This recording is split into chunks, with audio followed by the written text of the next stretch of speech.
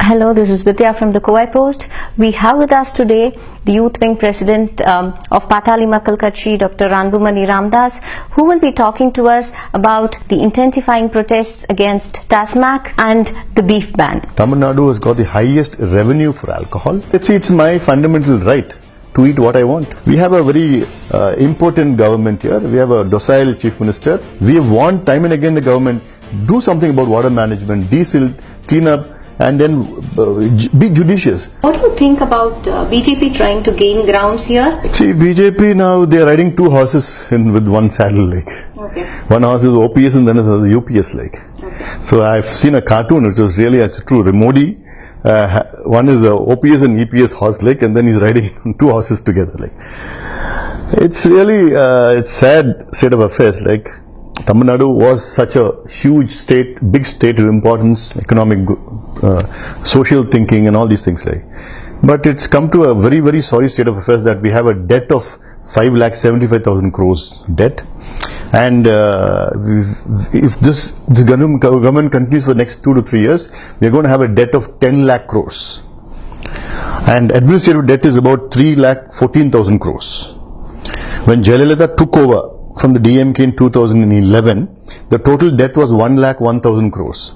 So you say that from independence till 2011, that's 64 years post-independence, Tamil Nadu's debt was 1 lakh crores. From 2011 to now, in 6 years' time, it's 3,14,000 crores. So it's tripled. And this shows the incapability, incompetence of Jayalalitha's administration. And if Jayalalitha is incompetent, these guys are even far worse like. So it's a huge, huge problem. We have lost out a lot of our rights, Tamil Nadu's rights, like Kaveri rights, Attapadi, the Bhavani rights, Pala rights to Andhra. So lots of issues, farmers' issues and all these things like. And so only thing is these people go down, OPS or EPS, they go down, they go to Delhi, they meet Chief Prime Minister, they meet other ministers, they lobby for their cases. They lobby for their personal issues, not for the issues of Tamil Nadu. And the central government knows that it's a very weak government, and they can do anything what they want like. So it's a big problem. And one example, take for example the issue of beef, cow, slaughters of cow. Till date, the government of Tamil Nadu has not opened its mouth about that issue. It's a very big issue pertaining to farmers, pertaining to the poor people, and let's see, it's my fundamental right to eat what I want. Okay.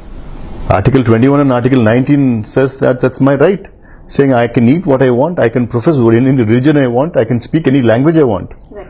It's not the government's duty to point out like you have to follow this language, you have to follow this religion, you have to eat this. I mean, I won't be surprised if the government of India tomorrow says that India is a vegetarian country, and on all non-veg people get out of the country. I mean, I don't know, it can happen. Right. See, we have all voted Modi on the plank of development. But then you say imposition of Sanskrit, imposition of Hindi, see, one country, one religion, one language, one food habits. I mean, but your stand is that, sir, they are trying to regulate the cattle market, selling of cattle. That's what they are standing. Why? I mean, for what reason? Is required because there is, cattle is being taken to Bangladesh and Nepal illegally. I mean, see, you have nearly 90% of the forex on poultry and animals by cattle, by buffalo meat like. 90% of the revenue of forex is by buffalo meat like. And you're exporting it to Pakistan, you're exporting it to Bangladesh, you're exporting it to Middle East, so I mean, and then Far East also, you're doing all these things like. Why when suddenly you're saying that you're so involved in all, I mean, I don't see this as issues about or exporting or legal issues. I see this as a religious issue and infringement on my religious profession, like beliefs, like. And the Kerala Chief Minister also has opposed this. See, they say that the Environment Ministry has given a circular saying that we have issued the circular because young cattle, young cows shouldn't be killed for meat purposes. And if they want, then if the farmer wants to sell his cow, he has to have 5 sets of document. Did any farmer in India can get 5 sets of document to sell his cow? And he wants it for an emergency. See, no farmer will send his cow to be slaughtered. In sense, like even most of the farmers, if the cow grows old and then it dies along with him. So it's not like you need an act, you need a law, you need a circular to prevent these things like. But the farmer, if he has an emergency, a health issue or an education issue or a marriage or some issue, the only thing he's got is to sell his cow. Right. The cattle in his cow. So you can't take away the rights of that. And also there are beliefs, minorities are there, and then the lower state of society, they eat beef because that's the cheapest protein they can get. And I don't see this as a different type of issue. So this is to suppress this, and this is something against the people's right. The government can't tell me what I could follow and what I should do. That's my fundamental right. It's there in the Constitution of India. And the government of India should withdraw this circular. So now we see that the protest for TASMAC has been intensifying, and you have been very, very vociferous about this right from the beginning. And in fact, you've also spoken to Kowai Post once regarding TASMAC. So tell me, where is this going to head? Because we now see women and children, people literally on streets, ransacking, damaging, destroying, TASMAC, throwing bottles on street. So are we going to see a change? Is prohibition close? See, firstly, the government should respect the feelings of the people, emotions of the people, emotions of millions of women, children, general public. Coming back to the TASMAC issue, in fact, last time I spoke with Kowai Post was when I said that Tamil Nadu needs total prohibition. Why? Because Tamil Nadu has got the highest revenue for alcohol. Tamil Nadu has got the highest road traffic accidents due to alcohol. Tamil Nadu has got the highest young widows in the country. Tamil Nadu has got the highest suicide rates in the country. Tamil Nadu has got the highest liver disease problem in the country because of all related to alcohol. And it's not the government's duty to sell alcohol. Government should give free health and education. And then education and health are in the private sector, and here the government takes over the work of the private sector and selling alcohol. So it's unfortunate. And they're not selling, they're enforcing alcohol literally.